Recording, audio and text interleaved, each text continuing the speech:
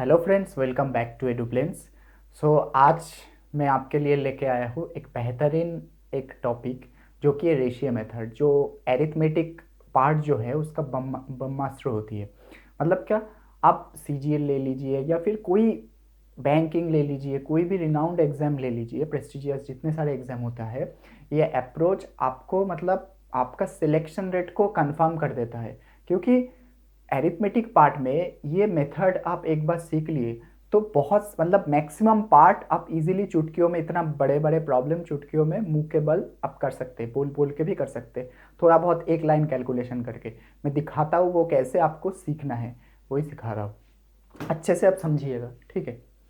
तो पहली बात तो अ, ये मैं क्वेश्चन बाद में सॉल्व करूंगा आपके लिए, मैं लिख के रखा हूँ। ठीक है, मैं कॉन्सेप्ट समझाने के लिए पहले आपको समझाता हूँ है क्या।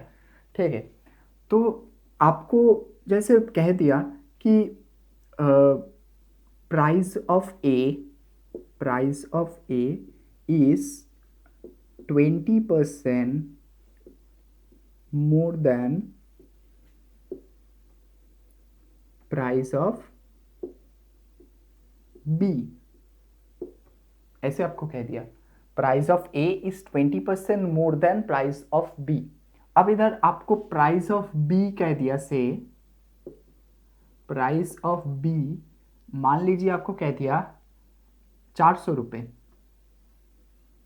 ठीक है, या फिर आपको 600 रुपये कह दिया, ठीक है। तो प्राइस ऑफ ए कितनी है, what is the price of A. आप कैसे करोगे, आप तो पहले ही अप्रोच लगाओगे कि कोई भी प्रॉब्लम सोचना है आप अप्रोच लगाओगे। Price of A is 20% more than price of B. मतलब क्या, बी का जो प्राइस है उसमें 120/100 करोगे, फिर जाके कैंसिल आउट करोगे, फिर बी का वैल्यू जो होता है मतलब ए जितना निकालोगे, फिर बी का वैल्यू पुट करोगे, ऐसे करके निकालोगे। पर ऐसे नहीं, मैं सोच रहा हूँ आपको रेशियो मेथड में सोचने के लिए। मतलब आपको कुछ 20% मतलब आपको पता है 1/5। तो अच्छे से देखिए 1/5, 20% मतलब आपको पता है। कैसे पता है, हमें परसेंटेज चार्ट से पता है। वो परसेंटेज चार्ट क्या होती है वो मैं वीडियो के लास्ट में मतलब एंड पार्ट में बताऊंगा, सारे लिख के बताऊंगा परसेंटेज चार्ट कैसे होती है और कैसे आपको वहां से ऑब्टेन करना है, वो वैल्यू आपको याद करनी है, ठीक है। तो 1/5 इसका मतलब क्या होती है, मतलब ए 20% मोर है, मतलब बी का वैल्यू कितना ज़्यादा है, 5 में से 1 ज़्यादा है। ये इसका मीनिंग है क्या, 5 में से 1 ज़्यादा है। 20% मोर है मतलब 5 में से 1 ज़्यादा है, और 20% लेस मतलब भी वही होता है, 5 में से 1 कम है। तो मैं ए और बी का रेशियो लिखना चाहूँ तो कैसे लिखना चाहूँ, ए का वैल्यू बी से ज़्यादा है, ठीक है, तो बी का वैल्यू 5 होगा, बी का वैल्यू इधर 5 होगा, तो ए का वैल्यू क्या होगा, 5 से 1 ज़्यादा मतलब क्या, 6 होगा। ये है उसका मतलब रेशियो में कन्वर्ट करना इसको, ये 20% का मतलब को रेशियो में कन्वर्ट करना, ठीक है।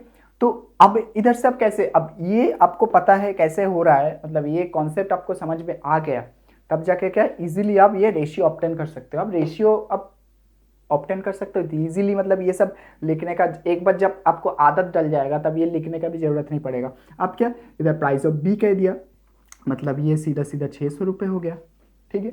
अब आपको 6 का वैल्यू निकालना है तो ए निकल जाएगा इधर से। एक एक का वैल्यू क्या होता है, 5 का 5 यूनिट का वैल्यू होगा 600 हो जाएगा, एक का वैल्यू को कितना 120 हो जाएगा, उस हिसाब से 6 का वैल्यू 720 हो जाएगा। तो ये हो जाएगा आपका आंसर। तो कैसे किया मैंने, अच्छे से आप समझिए चीज़ को, मतलब ये 720 कैसे आया।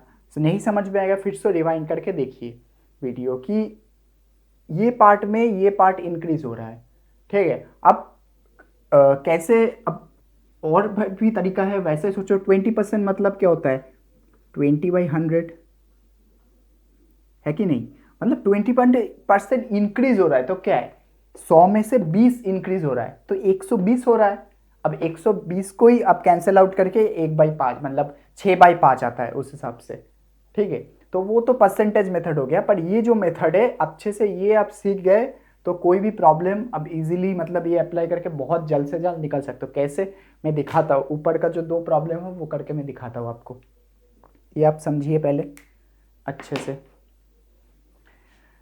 ठीक है। ये मैं रब कर देता हूँ, ऊपर मैं फिर समझाता हूँ आपको कैसे निकालना होता है। देखिए पहले तो आपको कह दिया if 62% 62 1/2% of a number is subtracted from itself then the result become 6321, find the original number. अब देखिए आपको कह दिया 62 1/2%, इसका मतलब क्या होता है, 62 1/2% का मतलब होता है 5/8, हो गया। अब कैसे होता है इसके लिए आपको परसेंटेज चार्ट पता होना पड़ेगा। आपको मैं फिर भी बता देता हूँ, मतलब आपको याद होगा या फिर आपको पता है, लास्ट में भी बताऊंगा, 1/8 का वैल्यू होता है 12.5%। अब इसी को 5 से गुना करोगे, मतलब बोथ साइड गुना करोगे तो 5/8 आ जाता है कि नहीं, तो ये भी आ जाता है 62 1/2%। तो अगर ये इसका वैल्यू 1/8 का वैल्यू 12.5% ये आपको याद होता तो आप इजीली निकाल लोगे, ठीक है। तो ये हो गया 5/8 हमने निकाल लिया।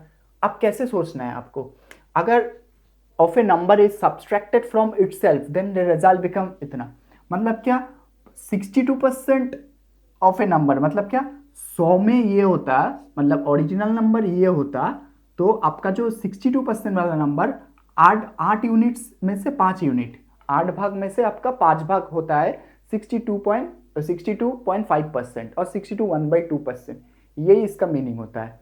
अब क्या ओरिजिनल नंबर अगर ये 100 होता तो ये होता 62 1/2%, यही इसका मीनिंग है, मतलब 62 1/2, 100 में से ये, अब ये डिवाइड करोगे तो यही आएगा आपको काट के, ठीक है। तो इसका मीनिंग होता है ये। अब क्या, अब आपको कैसे निकालना है, अब देखिए 8 भाग से 5 भाग, तो 8 भाग हो गया आपका ओरिजिनल नंबर का और 5 भाग हो गया जो 62% वाला नंबर, वो हो गया 8 यूनिट। अब क्या, अब देखिए इधर क्या है, सब्सट्रैक्टेड, सब्सट्रैक्टेड मतलब कि ये दोनों का जो अंतर है, मतलब 8 - 5 यानी कि 3, इसका वैल्यू आपको कह दिया 6321। अच्छे से समझिए कि आप समझ पा रहे कि नहीं, ठीक है, कि ओरिजिनल नंबर से जब ये 62% वाला जो नंबर है वो अगर सब्सट्रैक्ट कर दिया तो मेरे को मिलता है 6321, मतलब 3 यूनिट जो है उसका वैल्यू मिल गया मेरे को 6321। इधर से आप इजीली 1 यूनिट का वैल्यू निकाल सकते हो जो कि है आपका 2107, ठीक है। अब आपका ओरिजिनल नंबर पूछा है, ओरिजिनल नंबर क्या लिया था, ये 8 यूनिट ओरिजिनल नंबर है कि नहीं, तो 8 यूनिट का वैल्यू हो गया 16,856, है कि नहीं। तो ये हो गया आपका ओरिजिनल नंबर। तो आपको रेशियो मेथड लगाना आता है, कैसे करके होता है, कितने यूनिट में से कितना यूनिट हो रहा है, किसको ओरिजिनल मानना है, उस हिसाब से क्या चेंज हो रहा है, ये आपको पता है तो आप इजीली कोई भी प्रॉब्लम आसानी से निकाल सकते हो। अगला प्रॉब्लम देखते हैं, मैं चेंज कर लेता हूँ। देखिए if the length of a rectangle is increased by 37 1/2% and its breadth is decreased by 20%, find the percentage change in the area। हाँ, इस प्रॉब्लम में से आपका डाउट जरूर क्लियर हो जाएगा। देखिए पहले तो पहली बात तो ये तो सबको ही पता है, area is equal to length into breadth, ये तो सबको पता है, ये बच्चों का चीज है, ठीक है। अब कैसे निकालना होता है वही देख रहा हूं मैं। 37 1/2%, इसका मतलब होता है आपका 3/8, ठीक है। कैसे आता है, वैसे ही 1/8 का वैल्यू आपको पता है 12, 1/2% मतलब 12.5%, उसका 3 गुना करो तो यही आ जाता है 3/8 का 37 1/2, ठीक है। हाँ, और 20% का वैल्यू पता है कितना, 1/5।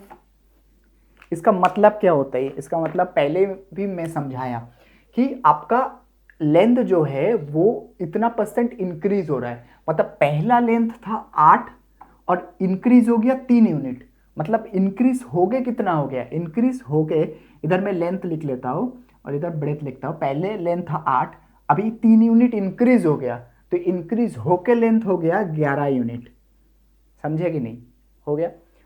फिर ब्रेथ 20% डिक्रीज हो गया, मतलब पहले 5 था उसमें से 1 यूनिट डिक्रीज हो गया। तो पहले तो आपका 5 था, फिर डिक्रीज 1 यूनिट घट के वो हो गया 4 यूनिट, ठीक है।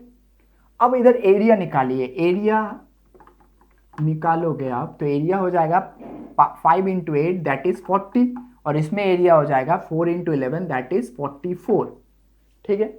अब आप इसीलिए निकाल लोगे। इसमें अंतर कितना है, इसमें देखिए आप अच्छे से 4 यूनिट का अंतर है, 4 यूनिट बढ़ गया एरिया, है कि नहीं। आपको change in percentage change in area पूछा है, तो इधर 4 यूनिट एरिया बढ़ गया, तो आपको क्या करना है, 4 यूनिट बढ़ गया, किस में से बढ़ गया, किस में से, जो पहले वाला एरिया था उसमें से बढ़ गया। तो पहले वाला एरिया कितना था 40, तो 40 यूनिट इंटू परसेंटेज निकालना है तो 100%, बस इधर से आप काटिए 10 मतलब 10% हो गया आपका रिक्वायर्ड आंसर।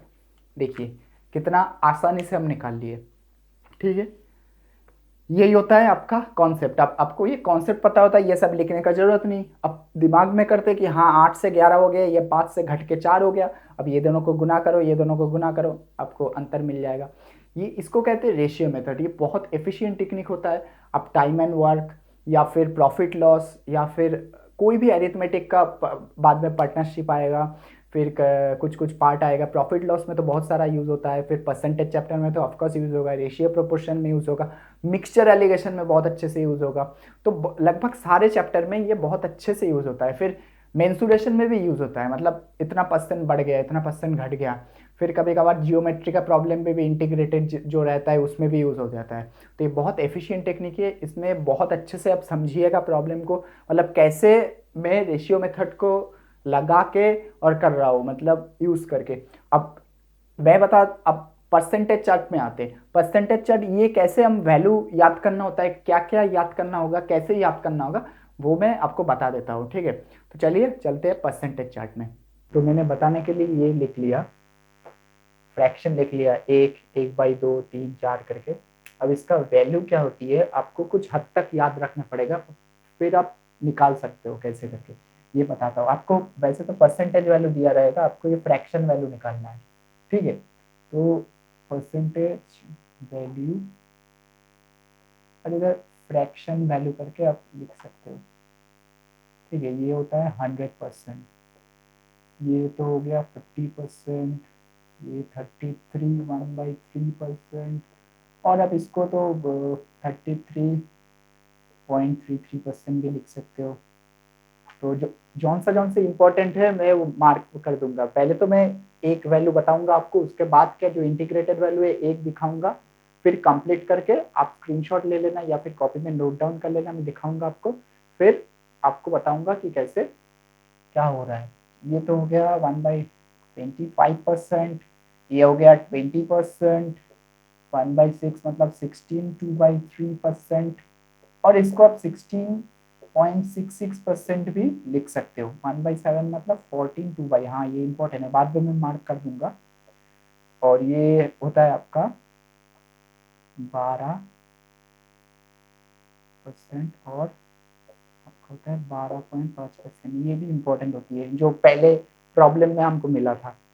तो ये होता है 11 1/9%, ये तो आपको पता ही है 10% होता है, किसको नहीं पता, ठीक है।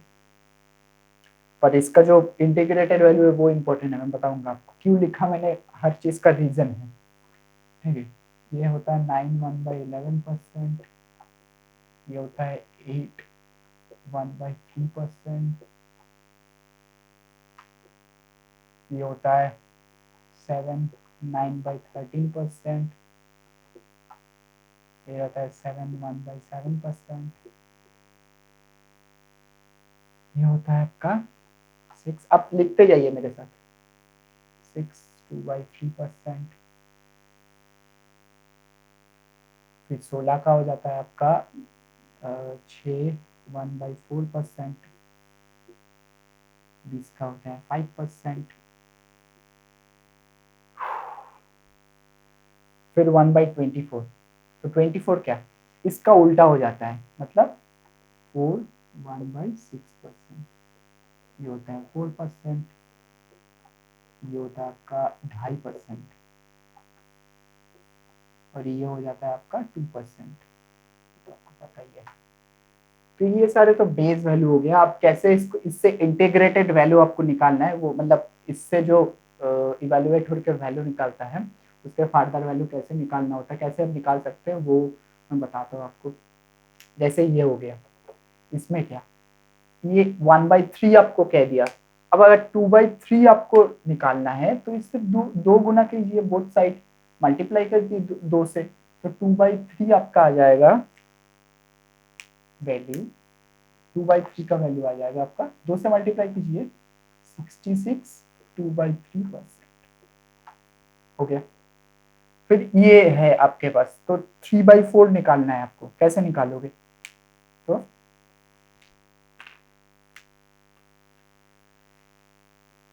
3/4 निकालना है तो आप इजीली ऑप्टेन कर सकते हो, इसको 3 से बोथ साइड मल्टीप्लाई कर दो तो 75% हो गया कि नहीं। ऐसे करके सारे इंटीग्रेटेड वैल्यू आपको निकालना होता है। तो मैं पहले सारे वैल्यू लिख लेता हूँ, तो फिर आपको दिखाता हूँ वीडियो। मैंने मैक्सिमम जो वैल्यू है वो सारे लिख दिया, जो मल्टीप्लाई करके वैल्यू आता है, मतलब जो एग्जाम में पूछा जाता है, इसमें भी बहुत सारा इम्पोर्टेंट है।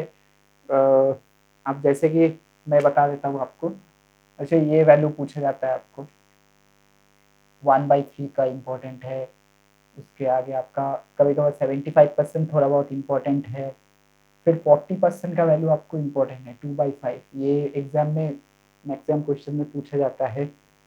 फिर ये तो इम्पोर्टेंट है ही आपको, 14 2/7 मतलब 1/7 जो होती है। फिर आपका 12.5% एंड इसका जो इंटीग्रेटेड वैल्यू, ये सारे इम्पोर्टेंट है, ठीक है।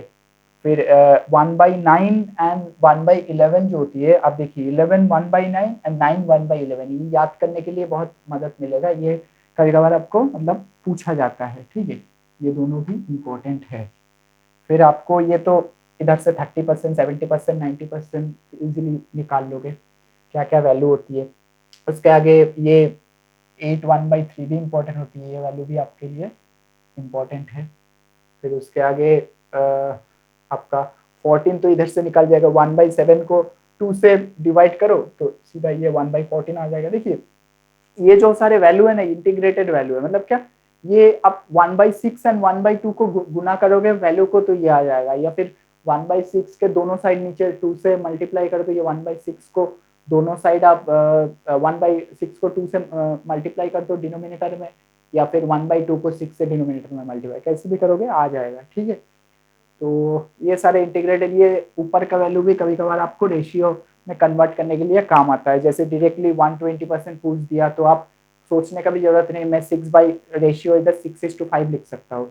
ये आ गया तो 125% बोला, मतलब 25% इंक्रीज हो गया, मतलब क्या 125% तो डायरेक्टली मैं 5:4 लिख सकता हूँ, क्योंकि जो ज्यादा होगा, अगर बी इंक्रीज हुआ या फिर अगले बंदे का पैसा या फिर कुछ भी इंक्रीज हुआ तो वो बड़ा वैल्यू होगा, और छोटा वैल्यू वो होगा कि जिससे इंक्रीज हुआ, ठीक है।